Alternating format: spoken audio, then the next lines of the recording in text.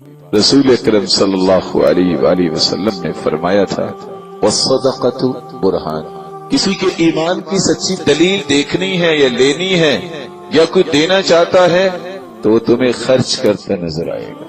ایمان ابھرتا ہی اس وقت ہے جب انسان اپنے ہاتھ کو اس نیکی کے لیے آگے بڑھاتا ہے۔ دوسری بات، شرح صدر، سینہ اس کا وسیع ہوتا ہے، وسیع الظرف انسان میں ہوتا ہے اور بڑا دل اس کا ہوتا ہے۔ اس کو اللہ تعالیٰ بہت ساری رحمتوں سے نوازتے ہیں، قلبی پریشانیاں اس کی دور ہو جاتی ہیں جب وہ صدقہ کرتا ہے۔ عبد الرحمن بن عوف رضی اللہ تعالی عنہ اتنے بڑے تاجر اور ایک ایک مجلس میں 2,56,00,000 اور 35,000 پیش کرنے والے، وہ جب طواف کر رہے تھے تو طواف میں دعا ایک ہی بار بار کر رہے تھے، رب قنی شح نفسک، یا اللہ مجھے بخیلی سے بچا۔ ساتھ جو طواف کر رہا تھا اس نے کہا دیکھو یہ دعا کیا کرتے ہیں، اتنے بڑے مالدار بن گئے ہیں، اور وہ دعا کیا کر رہے تھے، رب قنی شح نفسی، یا اللہ مجھے نفس کی بخیلی سے بچا۔ وہ کہتا ہے ابھی آپ بخیل ہیں، 2 کروڑ دینے والے بخیل ہیں آپ، یہ 100 گھوڑے دینے والے اور اونٹ دینے والے، ابھی آپ بخیل ہیں؟ کہا تمہیں کیا پتا ہے، بس تم بھی دعا کرو اللہ مجھے بخیلی سے بچا لے۔ شرح صدر انسان کو نصیب ہوتا ہے تو اس وقت جب وہ صدقہ کرتا ہے۔ تیسری بات، متقین کی صف میں آ کے کھڑا ہوتا ہے وہ انسان جس کو اللہ ذوالجلال نے خرچ کرنے کی عادت ڈائی ہے۔ اللہ ذوالجلال فرماتے ہیں جلدی کرو اللہ کی مغفرت کی طرف اور جنت کی طرف، لیکن یہ جنت کتنی بڑی ہے، عرضها السماوات والارض، زمین و آسمان جتنا عرض ہے اس کا۔ کس کے لیے ہے؟ متقین کے لیے۔ متقی کون ہے؟ الذین ينفقون فی السراء والضراء، جو لوگ خرچ کرتے ہیں۔ کب خرچ کرتے ہیں؟ جب ان کے پاس خوشی ہوتی ہے، جب غمی ہوتی ہے، ہر حالت میں، آسودگی کی حالت میں تب بھی، مال تھوڑا بھی ہے تو پھر بھی ان کی خواہش ہوتی ہے میں دے ہی دوں۔ یہ لوگ اصل میں اللہ ذوالجلال کے متقین کی صف میں آ کے کھڑا ہو جاتا ہے۔ چوتھی بات، رسول اللہ صلی اللہ علیہ وسلم پر قرآن نازل ہوا۔ ہر بندے کی خواہش ہے میں نیکی کی حقیقت کو پالوں۔ نیکی کی حقیقت کو پانے والا ہوتا ہی وہ ہے جو محبوب چیز رب کے سامنے پیش کرتا ہے۔ قرآن مجید کی آیت سنیے، اللہ کے رسول صلی اللہ علیہ وسلم پر نازل ہوئی۔ اللہ ذوالجلال فرماتے ہیں لن تنالوا البر حتى تنفقوا مما تحبون وما تنفقوا من شيء فإن الله به عليم۔ تم نیکی کی حقیقت کو نہیں پا سکتے جب تک اپنی محبوب چیز اللہ کی راہ میں خرچ نہیں کرتے۔ پانچویں بات جو رسول اللہ صلی اللہ علیہ وسلم نے سمجھائی، جو آج میں اور آپ بسا اوقات بھول جاتے ہیں، اور وہ بات کیا ہے؟ اللہ کے رسول نے قسم اٹھا لی۔ اللہ کے رسول کی بات سے پڑھ کے تو دنیا جہان کی ساری قسمیں اکٹھی ہو جائیں تو اس کی صداقت کا مقابلہ نہیں ہو سکتا۔ یعنی ساری دنیا قسمیں اٹھائے اور اللہ کے رسول صلی اللہ علیہ وسلم کی زبان سے نکلی ہوئی بات کی صداقت کو نہیں پہنچ سکتی، لیکن اللہ کے رسول قسم اٹھا لے۔ آپ نے قسم کیا اٹھائی؟ فرمایا میں 3 چیزوں پہ قسم اٹھاتا ہوں، میں نقصت صدقۃ من مال، اللہ کی قسم صدقہ کرنے والے کا مال کم نہیں ہوتا، زیادہ ہوتا۔ دوسری قسم، جو اللہ کی قسم جو تواضع اختیار کرتا ہے اللہ اسے اتنی ہی زیادہ عزت سے نوازتا۔ تیسری قسم، اللہ کے رسول کیا فرماتے؟ میں اللہ کی قسم اٹھاتا ہوں جو اللہ سے نہیں مانگتا، اشکول گدائی دنیا کے سامنے لے کے جاتا ہے، اللہ اس پہ فقیری کے دروازے کھول دیتے۔ تو اللہ کے رسول نے قسم اٹھائی ہے کہ برکت اگر مل سکتی ہے تو اس کو جو صدقہ کرتا ہے۔ اس لیے تو بلال سے کہا بلال یہ کھجوریں کہاں سے آئی ہیں؟ اللہ قسم میں نے چھپا کے رکھی ہوئی تھی. کیوں چھپائی کیوں؟ انفق ولا تخش من ذی العرش اقلالا، اس کو خرچ کرو، اللہ کے خزانے ختم ہونے والے نہیں ہیں. ڈرتے ہو کہ ختم ہو جائیں گی پھر کیا کروں گا؟ اللہ کے خزانے بھی ختم ہو جائیں گے. اس لیے اللہ کے رسول صلی اللہ علیہ وسلم نے اپنی زوجہ مطہرہ اپنی زوجہ سے کہا تھا اے ام سلمہ لا تعی فیعی اللہ علیک، گن کے نہ دیا کر، اللہ بھی پھر گن کے دے گا. گن کے نہ دیا کر، اللہ بھی گن کے دے گا. اسی لیے تو سلف کہا کرتے تھے انفق ما فی الجیب یأتیک ما فی الغیب، جو جیب میں ہے تم دے دو، جو غیب میں ہے وہ اللہ تمہیں دے دے گا. اس لیے چھٹی بات رسول اللہ صلی اللہ علیہ وسلم نے یہ سمجھائی تھی کہ ہم دنیا سے دعاؤں کے طلبگار رہتے ہیں. بھائی دعا کرو، کاروبار اچھا ہو جائے، کوئی آسانی ہو جائے. بھائی دعا کروا دینا ذرا فلاں سے کہہ کے کہ کوئی نوکری اچھی مل جائے. وہ کبھی بھول جاتا ہے، کبھی کرتا بھی ہے تو پتہ نہیں کیسے کرتا ہے، قبول ہوتی ہے کہ نہیں. صحیح بخاری مسلم کی روایت ہے، ادھر سورج نکلتا ہے، ادھر دو فرشتے آ جاتے ہیں جو آ کے دعا کرتے ہیں اللہم اعطی منفقا خلفا، یا اللہ جو تیری راہ میں خرچ کرتا ہے میں دعا کرتا ہوں وہ شام تک دعاؤں میں لگا رہتا ہے کہ یا اللہ اس کے مال میں برکت پیدا کر. اتنا بھی کہ خوش نصیب ہے جو منتیں نکالتا ہے لوگوں کی کہ میرے لیے دعائیں کرو، وہ کرے نہ کرے کچھ پتہ نہیں، اور یہاں کہتا ہی نہیں ہے، صرف خرچ کرتا ہے. اللہ فرشتہ بھیج دیتا ہے جاؤ سارا دن اس کی برکت کی دعا کر گیا. ساتویں بات رسول اللہ صلی اللہ علیہ وآلہ وسلم کو اللہ تعالیٰ نے یہ بات سمجھائی اگر تم مال کی حفاظت کرنا چاہتے ہو تو صدقہ کیا. ارشاد ربانی ہے، آیت سنیے وَمَا تُنْفِقُوا مِنْ خَيْرٍ فَلِأَنفُسِكُمْ، جو تم خرچ کرتے ہو نا وہ خرچ نہیں ہوتا، وہ تو محفوظ ہو گیا. روایت کے الفاظ ہیں، سلسلہ صحیحہ کی روایت ہے، بکری ذبح کی. اللہ کے رسول صلی اللہ علیہ وسلم نے فرمایا ما بقی منہا، کیا بچا ہے؟ قالت ما بقی منہا الا کتفھا، ساری بکری تقسیم کر دی ہے صرف ایک شانہ بچا ہے. آپ نے فرمایا نہیں، بقی کلھا غیر کتفھا، سارا کچھ محفوظ ہو گیا، باقی بچ گیا سوائے اس شانے. جو ہم نے کھا لینا ہے وہ تو ہم نے استعمال کر لینا ہے، بچا کیا ہے جو دے دیا. رسول اللہ صلی اللہ علیہ وآلہ وسلم نے اسی لیے فرمایا تھا کہ زندگی کی خواہش ہر ایک کو ہوتی ہے لمبی زندگی مجھے مل جائے، خواہش ہر ایک کو ہوتی ہے میری زندگی میں برکت آ جائے. یہ برکتیں، یہ عمر میں اضافہ، یہ اللہ جلال دیتے ہی اس کو ہے. صدقۃ المرء المسلم تزید فی العمر، جو صدقہ کرتا ہے مسلمان ایک تو اس کی زندگی بڑھ جاتی ہے، بابرکت ہو جاتی ہے. وتمنع میتۃ السوء، اور اللہ تعالیٰ اسے بری موت سے بھی بچا دیتے ہیں.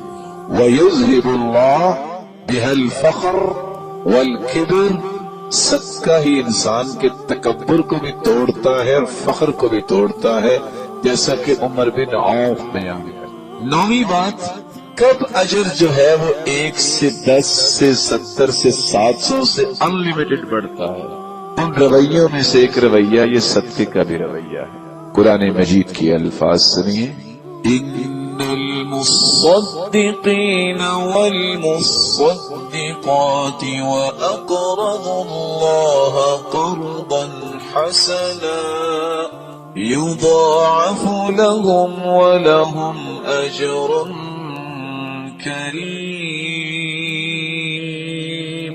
یہ صدقہ کرنے والے مرد ہیں یا عورتیں ہیں یا جو اللہ کو قرض دینا چاہتے ہیں اور قرض دیتے ہیں، اللہ ان کی اس صدقے اور قرض کو بھی بڑھا چڑھا کے واپس کرے گا.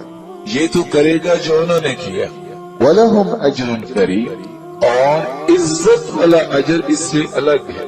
مَثَلُ الَّذِينَ يُنْفِقُونَ أَمْوَالَهُمْ في سبيل الله كمثل حبة أنبتت 7 سنابل في كل سنبلة 100 حبة والله يضاعف لمن يشاء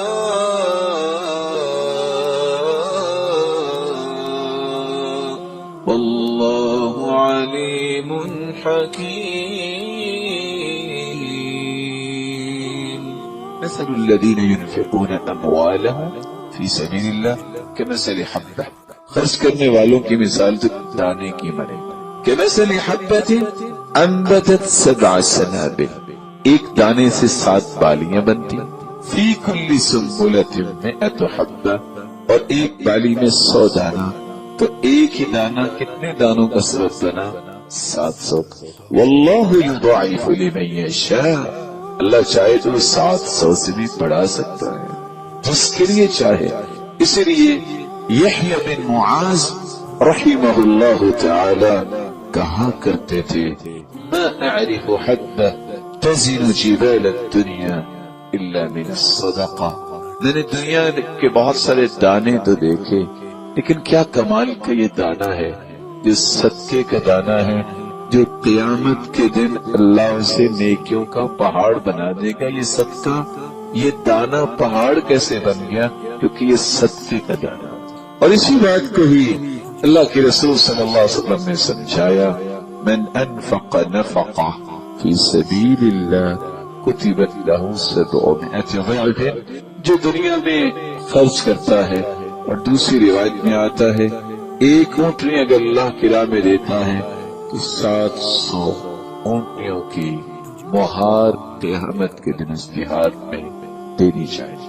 10ویں بات رسول اللہ صلی اللہ علیہ وآلہ وسلم نے صحابہ کرام کو سمجھائی کہ ایک بات یاد رکھنا، ہر چیز کی حفاظت تم خود کرو، ہر چیز کی حفاظت کے طریقے تم خود اختیار کرتے ہو، لیکن صدقہ ایک ایسی مبارک چیز ہے اس کی حفاظت اللہ خود کرتے ہیں. آپ کسی اینولپ میں ڈال کے کسی کو دیتے ہو، آپ کسی غلے میں ڈالتے ہو، آپ کسی کپڑے میں ڈالتے ہو، آپ کسی جگہ رکھ دیتے ہو، مت سمجھیے کہ آپ نے اینولپ میں ڈالا، تمہیں نظر آ رہا ہے. اخذها الرحمن بیمینہ، وہ صدقہ تھوڑا ہو یا زیادہ ہو اللہ اسے اپنے دائیں ہاتھ میں لے لیتے. کتنا خوش نصیب ہے وہ انسان جس کا مال اللہ کو اتنا پسند آیا کہ اللہ نے اسے اپنے دائیں ہاتھ میں جگہ دی. ثم یربیہا، دوسری روایت میں آتا ہے وَإِن كَانَتْ تَمْرَةٌ، ایک کھجور بھی دو، صحیح مسلم کی روایت، فَتَرْبُو فِي كَفِّ الرَّحْمَنِ، تو اللہ عز و جلال کی مبارک ہتھیلی میں وہ بڑھنے لگ جاتی ہے.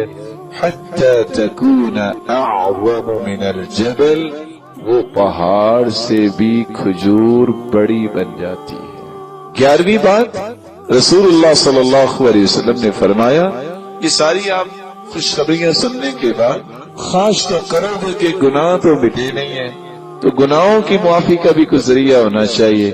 آپ نے فرمایا الصدقہ تطفئ الخطیئہ کما یذہب، الصدقہ تطفئ الخطیئہ کما یطفئ الماء النار، جس طرح آگ پہ پانی ڈالنے سے آگ ختم ہو جاتی ہے، صدقہ کرنے سے گناہ ختم ہو جاتے. آپ صلی اللہ علیہ وسلم نے 12ویں بات بیان کی، فرمایا کہ صرف گناہوں کی معافی نہیں ملتی بلکہ انسان بری خصلتوں سے بچ جاتا ہے. وہ کہاں گئی مائیں جن کے بچے نماز لیٹ پڑھتے تھے تو وہ صدقہ دیتی، کہتی یہ کیا بہن صدقہ کس دیے؟ کہا یہ میرے بچوں میں بیماری ہے نا لیٹ نماز پڑھنا، روحانی بیماری ہے، جس طرح یہ جسمانی بیماری کا علاج ہے صدقہ، تو میں صدقہ اس لیے دیتی ہوں وقت پہ نماز پڑھ. بری خصلتوں سے انسان بچتا ہے اس وقت جب وہ صدقہ کرتا ہے. دنیا کے ہر فطرے کا علاج صدقے کو بیان کیا گیا ہے. صحیح بخاری کی روایت ہے فتنة الرجل فی اہلہ ومالہ ونفسہ وولدہ وجارہ، تمہاری ذات کا فتنہ ہے یا اولاد کا فتنہ ہے یہ مال کا فتنہ ہے، یہ بیوی کا فتنہ ہے، یہ پڑوسی کا فتنہ ہے، یہ سارے فتنے کیسے ختم ہوں گے؟ بکفرها الصيام والصلاة والصدقہ والامر بالمعروف والنهی عن المنکر. نماز تو پڑھتے ہو، روزہ بھی رکھتے ہو، نیکی کا حکم دیتے ہو، برائی سے منع کرتے ہو، صدقہ کرو، سارے فتنے ختم ہو جائیں. 14ویں بات اللہ کے رسول صلی اللہ علیہ وسلم نے سمجھائی، داؤوا مرضاکم بالصدقہ. تم کیا سمجھتے ہو کہ دنیا کی کوئی بیماری کا علاج نہیں ہے؟ تم بیماری کا علاج چاہتے ہو، صدقہ کرو، تمہاری جسمانی بیماریاں ختم ہو جائیں. امام حاکم جو مستدرک علی الصحیحین لکھنے والے ہیں، بیمار ہو گئے، ان کے چہرے پہ ایسی بیماری پیدا ہو گئی، بہت پریشانی، دنیا جہان کے علاج کروائے، لیکن اللہ نے آرام کیسے دیا؟ کوئی دوائی نہیں. کہتے ہیں لے جاؤ دوائیوں. اٹھے کسی ایسی جگہ پہ جا کے پانی کا بندوبست کیا جہاں لوگوں کے پانی کی ضرورت پوری نہیں ہوتی تھی، ادھر ضرورت پوری کر کے واپس آئے، دوسرے دن چہرے سے وہ ساری کی ساری بیماری ختم ہو. داؤوا مرضاکم بالصدقہ. یہ 14ویں بات سمجھنے والی ہے، میری اور آپ کی ضرورت ہے. صدقہ یہ انسانی جسمانی بیماریوں کا بھی علاج ہے، اور روحانی بیماریوں کا بھی علاج ہے، اور قلبی بیماریوں کا بھی علاج ہے. آپ سمجھتے ہیں کینسر کتنی بڑی بیماری ہے، اور قصہ آپ نے سنا ہوا ہے، میں دوبارہ شیئر کر دیتا ہوں. کون سا قصہ میں شیئر کرنے جا رہا ہوں؟ ایک شخص جس کو یہ پتا چل گیا کہ میرا کینسر آخری سٹیج پہ، ڈاکٹرز نے کہا کہ واپس بھی نہ جاؤ، ابھی کچھ امید ہے کہ علاج ہو سکتا ہے. کہا نہیں، مجھے ایک مرتبہ بچوں سے ملنا ہے، پھر میں علاج کروانے کے لیے آؤں. واپس آیا گھر، جا رہا تھا، بچوں کو بٹھا کے سمجھایا کہ بیٹا زندگی کا پتہ کوئی نہیں، تو آپ یہ اس بات کا خیال رکھنا. باہر نکلا تو ایک گوشت کی دکان پہ ایک عورت بیٹھی، گوشت کی بقایا وہ چربی اکٹھی کر رہی. پوچھا آپ کیا کر رہی ہیں؟ کہا بیٹا سال میں ایک مرتبہ اپنے بچوں کو میں گوشت کھلاتی ہوں، خامد فوت ہو چکا لیکن اس سال نہیں کھلا سکی، تو میں نے کہا چلو یہی لے جاتی ہوں، بچوں کو کچھ تو دے دوں، اس سے برداشت نہیں ہوا. کہا یہاں تک حالت پہنچی ہوئی ہے کہ صاحب سے کہتا ہے اس کو گوشت دے دو. کہا میرے پاس تو آج صرف ایک پاؤ رہ گیا ہے. کہا آئندہ سے جب بھی آئے اس کو گوشت دے دینا، پیسے میں دیا کروں. پاؤ اس دن لے گئے، وہاں سے تیاری کی، واپس ڈاکٹرز کے پاس پہنچا. ڈاکٹرز نے رپورٹس بنائی، کہتے ہیں تم وہی ہو جو پہلے آئے تھے؟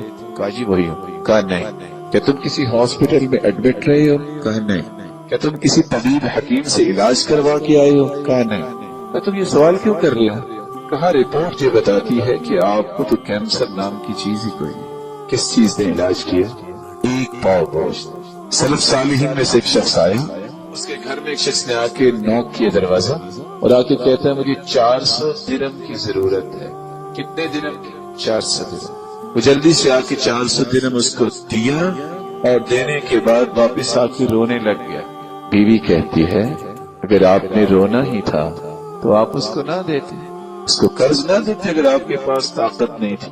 کہا میں اس لیے نہیں رو رہا، میں 2 چیزوں کی وجہ سے رو رہا. پہلی چیز یہ کہ یہاں تک حالت پہنچ گئی ہے کہ میں نے اپنے بھائی کے حال ہی نہیں پوچھا کہ وہ خود مجھ سے طلب کرنے آ گیا. اور اس لیے بھی رو رہا ہوں میرے کتنی مدت سے یہ پیسے پھنسے ہوئے تھے، میں اس کو 400 درہم دے کے فارغ ہوا ہوں، اللہ کے قرض دیا ہے تو جس سے مجھے امید نہیں تھی وہ مجھے پیسے واپس کر گیا. وہ مرضاکم بالصدقہ. اس 14ویں بات کو یاد رکھیے. اور قصہ پھر سن لیجئے، زندہ قصہ. ماں بیمار ہے جو بے ہوش ہے، اور بیٹے کو کال جاتی ہے جلدی ہاسپٹل پہنچا. اس نے کہا لگتا ہے کہ آج کوئی فیصلہ ہی اللہ کرنا چاہ رہے ہیں. آفس بند کیا، گاڑی میں بیٹھا، نکلنے لگا تو ایک ٹوٹی ٹانگ والی بلی نظر آتی ہے. اسے رک گیا، اس کو دودھ ڈالتا ہے. واپس گیا تو ماں کمرے میں موجود نہیں. پوچھا میری والدہ کدھر ہے؟ کہا دوسرے روم میں ہے. تو سمجھ گیا کہ یہ تسلی دے رہے ہیں، ظاہر دوسرے کمرے میں لے گئے ہیں، اس کا مطلب ایکسپائر ہو گئی. لیکن جب دوسرے کمرے میں پہنچا، جو مدت سے قومے میں تھی ماں وہ ہوش میں تھی. پوچھا یمنا میری ماں یہ کیا؟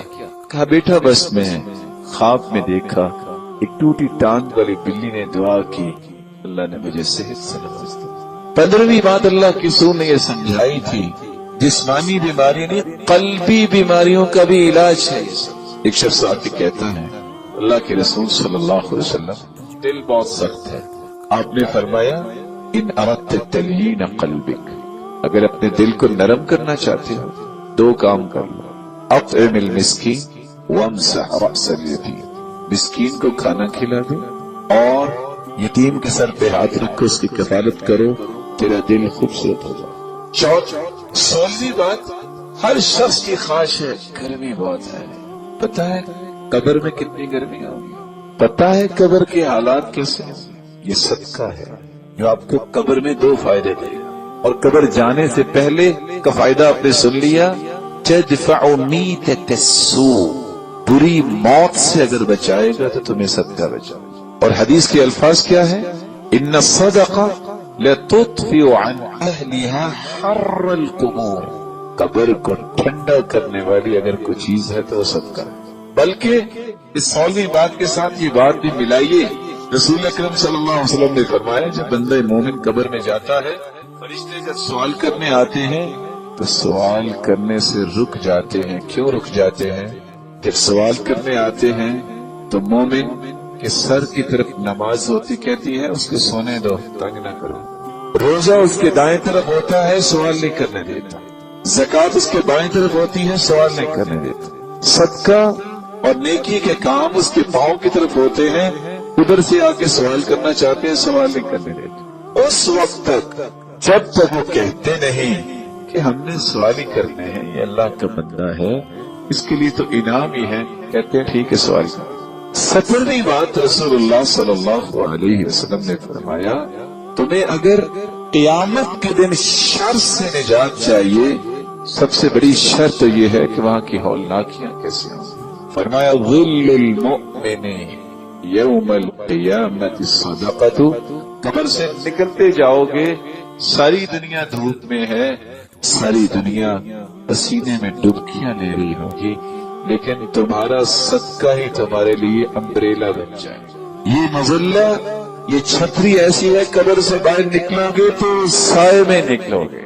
بلکہ فرمایا تصدقوا بصدقہ لشر یوم عسیر، اس مشکل دن میں اگر آپ اس کی شر سے بچنا چاہتے ہو تو تمہیں صدقہ کرنا ہے. اور پھر وہاں سے چلتے چلتے حساب تو دینا پڑے گا، لیکن اگر حساب دینے والے لوگوں کو، ان کی تکلیفوں کو تم یاد کرتے ہو اور خود کو بچانا چاہتے ہو کہ میں اللہ کے عرش کے نیچے چلا جاؤں، اس کے سایہ مل جائے، اس کے لیے بھی یہی کام ہے. من تصدق بصدقہ فأخفاها حتى لا تعلم شمال ما تنفق يمينه، ایسے صدقہ کرو دائیں ہاتھ نے جو صدقہ کیا ہے بائیں ہاتھ کو پتہ بھی نہ چلے. اور اس کے سائے کے بعد اگر تمہیں یہ چاہیے کہ جہنم کے قریب نہ جاؤ، اتقوا النار ولو بشق تمرہ، مہنگی سے مہنگی کھجور اجوا بھی آپ خریدیں تو 10 روپے سے مہنگی تو نہیں ہے. فرمایا بشق تمرہ، آدھی کھجور بھی تم اللہ کی راہ میں دے دو، اللہ اس کے بدلے میں تمہیں جہنم سے آزاد. بلکہ رسول اللہ صلی اللہ علیہ وسلم نے فرمایا اس دن اللہ ایسے غضبناک ہوں گے، جن پہ غضبناک ہوں گے اس سے پہلے اللہ اتنے غضبناک کبھی نہیں ہوں گے. اس اللہ کے غضب کو بھی ٹھنڈا کرنے کا کام جو ہے صدقۃ السر تطفئ غضب الرب، اللہ کے غصے کو ٹھنڈا کرنے والی چیز کیا ہے؟ خفیہ صدقہ کرنا. جس طرح جنت کے 8 دروازے ہیں اور دروازے بھی خوش قسمت لوگوں کے لیے ہیں، اللہ نے ان دروازوں میں ایک دروازہ جو ہے باب الصدقہ بنایا ہے. وَكَانَ مِنْ أَهْلِ الصَّدَقَةِ دُعِيَ مِنْ بَابِ الصَّدَقَةِ، صحیح بخاری کی روایت ہے ان لوگوں کو اسپیشل پروٹوکول کے ذریعے باب الصدقہ کے ذریعے جنت میں داخل کیا جائے گا. اللہ عز و جلال سے دعا ہے اللہ عز و جلال صدقے کے ان پہلوؤں کو سمجھ کر اس کو اختیار کرنے کی توفیق عطا فرمائے.